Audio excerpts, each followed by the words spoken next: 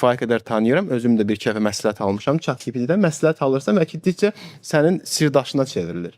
Biraz elə bilirsən ki, pocket dostundur.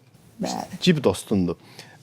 Bunun qarşısını almaq olarmı, yoxsa bu əslində yaxşı bir şeydir? Bəlkə biz gələcəkdə artıq bizim xəbərimiz yoxdur, artıq biz özümüzlə daşıyırıq, biz artıq bir növ hibrid bir adamlarıq, nəsə belə bir format formalaşır.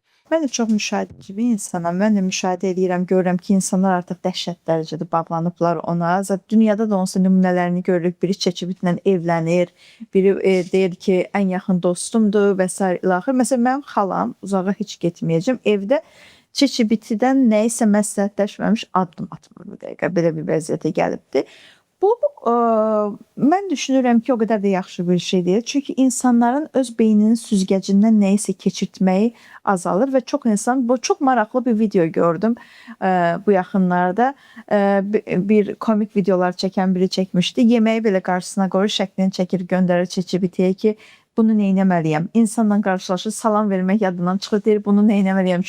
Zehni tənbəllik. Hə, zehni tənbəllik yaradır və psixolojik olaraq da artıq ona bağlanırsan və düşünürsən ki, o olmasa eləyə bilərəm. Əvvəl çox rahatlıqla elədikləri şeyləri insanların görürəm ki, artıq süni intellektsiz eləyə bilməyəcəklərini düşünürlər.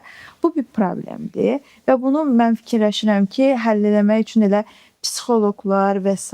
daha yardımcı ola bilər. Çünki mən təlimdə idim bir dəfə. Təlimdə bir qız bir şey soruşdu. Dedim, valla mən texnik adamam. Mən bilmirəm, onu psixoloqlardan soruşmaq lazımdır.